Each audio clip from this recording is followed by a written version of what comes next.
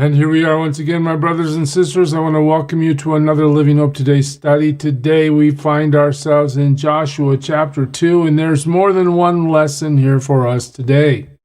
Yes, we're going to see how God providentially moves the pieces on the historical board so that his promise to Abraham is accomplished as his people, Israel, overtake the promised land as God has decreed. But we also see how God is willing to accept a sinful person. I guess we should know that because we're all sinners, right? This lady is a prostitute, a gentile pagan. And what happens? She believes. And what does that do for her? Well, it not only saves her and her family as Israel comes to take over Jericho, but Rahab is her name, and her life runs like a thread all the way to the New Testament. We find her in Matthew chapter 1, verse 5, in the genealogy of Jesus Christ. We find her in Hebrews 11:31 as part of the Hall of Faith, as it's called, where all these who have believed in the Old Testament and made such an impact are listed. We find it in James 2:25 as well. She's mentioned again. It's just something that shows God's mercy, God's grace, not only to use her to accomplish his purpose in Joshua, but to use her life as an example of what happens to those who believe. So as we read the story, just keep in mind that this story goes well beyond the circumstances we're about to understand. When we get to verse 1, then Joshua, son of Nun, secretly sent 2 spies from Shittim. Go look over the land, he said, especially Jericho. So they went, and they entered the house of a prostitute named Rahab, and they stayed there. Okay, so first of all, we see that Rahab welcomes these spies. Okay, remember, Joshua in many ways parallels Moses. Moses sent 12 spies. Here we see Joshua sending 2 spies. In the end, the spies that went out for Moses, only 2 believed. Here in Joshua chapter 2, we'll see that these spies are effective and do what they are called to do. But at the end of verse 1, we are introduced to Rahab. The spies are in her house. The story moves forward. The king of Jericho was told, look, some of the Israelites have come here tonight to spy out the land. So the information channels are open. Somebody must have seen these people go into Rahab's house. It gets to the king. The king is warned. So the king of Jericho sent this message to Rahab: bring out the men who came to you and entered your house, because they have come to spy out the whole land. All right, what's happening here? Well, Rahab is faced with a choice. She can make her king happy and turn these spies over. These spies will no doubt be either imprisoned or executed. All right? But Rahab makes a crucial decision, and we're going to see why she makes that decision in just a moment. But she decides not to turn these spies over to the king of Jericho. But the woman, again, her name is Rahab, had taken the 2 men and hidden them. She said, yes, the men came to me, but I did not know where they had come from. Okay, so I'm not sure that I understand that they're spies. Lie number 1. At dusk, when it was time to close the city gate, the men left. Lie number 2. I don't know which way they went. Lie number 3. Go after them quickly. You may catch up with them. Lie number 4. Rahab is giving these spies an alibi so that they are pursued, although they're not going in that direction, right? So Rahab protects the men of God sent to spy out the land. Why would you do that when you know that these guys are here to destroy you and to take over your land? Why would you do that? Well, maybe the answer is here, but she had taken them up to the roof and hidden them under the stalks of flax she had laid out on the roof. So the men set out in pursuit of the spies on the road that leads to the fords of the Jordan, and as soon as the pursuit had gone out, the gate was shut. So she understands that they're going to respond to her lies. But again, why is she hiding these guys? Before the spies lay down for the night, she went up on the roof and said to them, I know that the Lord, here's why. I know that the Lord has given this land to you. Wow, that's quite a statement. And that a great fear of you has fallen on us. Why would Rahab be afraid of Israel? Why? So that all who live in this country are melting in fear because of you. What has God done in the hearts of these people to bring them to a place of terror when they're thinking about the people of Israel coming to them, spying them out, taking them over? Well, it's simply the fact that the reputation of what God has already accomplished is preceding these people. We have heard. Well, what have you heard? Well, we've heard how the Lord dried up the water of the Red Sea for you when you came out of Egypt. We heard miracle number 1. God delivered you from Egypt. Egypt was ruined because of their resistance against the God you serve. All right? And we've heard what you did to Sihon and Og, the 2 kings of the Amorites east of the Jordan, whom you completely destroyed.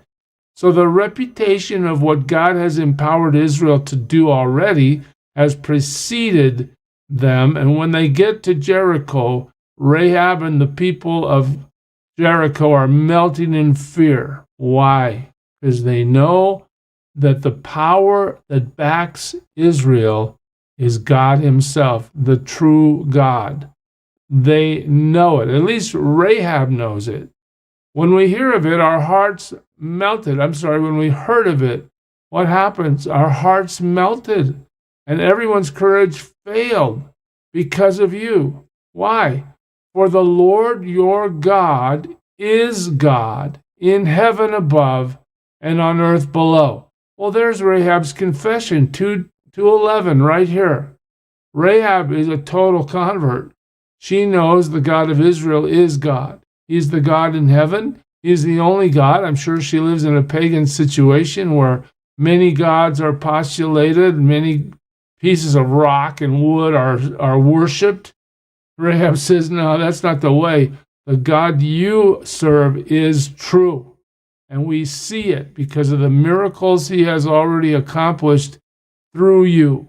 Right? You're not powerful enough to wipe out Sihon and Og. Nobody knows how to split water and allow millions of people to walk through on dry ground.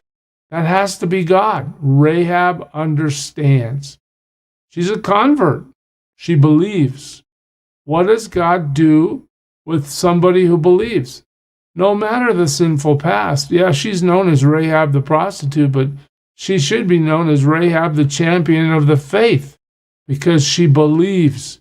And her faith leads her all the way to the New Testament, where she's in the line of Jesus Christ himself, because God is willing to use people who will believe and follow. He uses Rahab mightily. Now then, please swear to me by the Lord that you will show kindness to my family, because I have shown kindness to you. Give me a sure sign. What does she want? Protect me.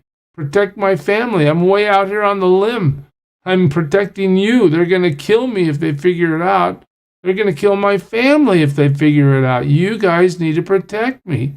Okay? That you will spare the lives of my father and mother, my brothers and sisters, and all who belong to them, and that you will save us from death.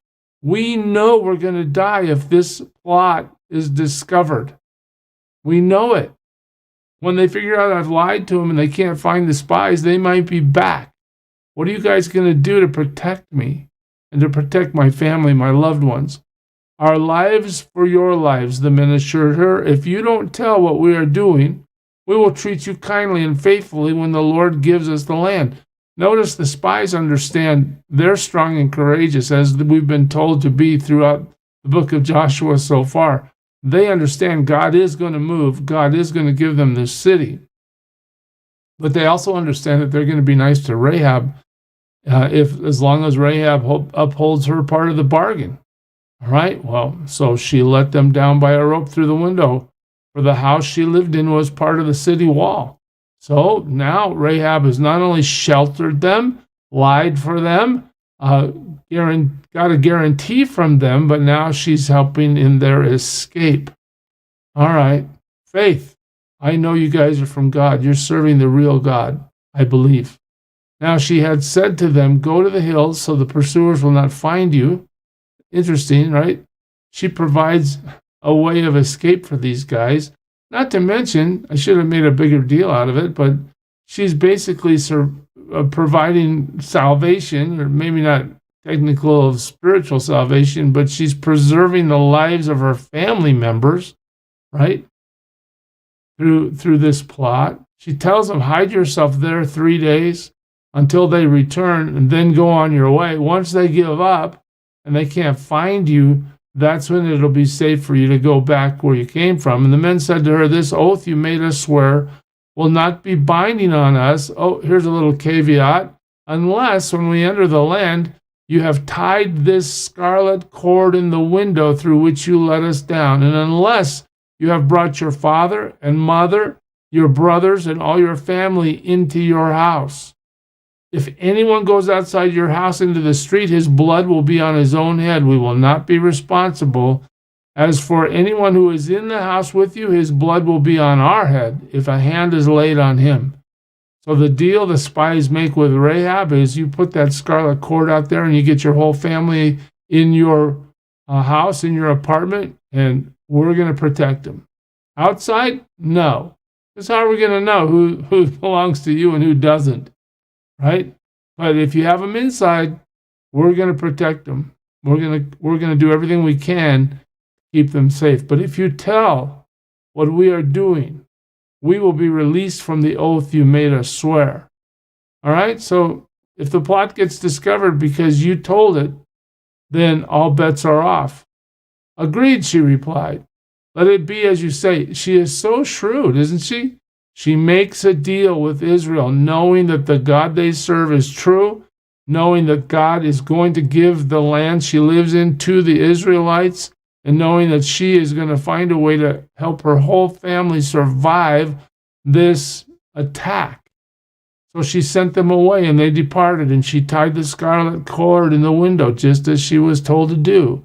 When they left, they went into the hills and stayed there 3 days. That's exactly what they were told to do by Rahab, until the pursuers had searched all along the road and returned without finding them. Then the two men started back. They went down out of the hills, forded the river, and came to Joshua, son of Nun, and told him everything that had happened to them. So now Joshua, the leader of Israel, is well aware of Rahab the prostitute and her life and what has happened. Then Joshua said, they said to Joshua, the Lord has surely given the whole land into our hands. All the people are melting in fear because of us. They know they're going to conquer these people because God has told them to. God's going to supply the power to make it happen. And they see in the circumstances of their journey that God has provided a most unlikely person. The prostitute, the town prostitute, is the one who has come to faith in their God and is willing to risk her life and the life of all her family to make sure that God's plan is facilitated and that this attack is carried out in stealth without the knowledge of those who will be defeated. Fascinating. God uses people who believe. And Rahab demonstrates her faith by actually putting her life on the line, putting her life into God's hands. Today we live by faith. Today we live in a world that's really in trouble. What can we do? Well, we can walk in obedience to the Lord and wait for Him to use our lives as we serve Him day in and day out to impact this culture and to bring His purpose to bear on a world that is in such terrible rebellion. I pray you serve Him well today, church. God bless you. Who is it who for sinners shed His blood and now for cleansing all can plunge beneath that flood. It's Jesus. But do you know who He is? He's the image of the invisible God, and He's the brightness of His glory, the first, the last, the future, the past. He is God.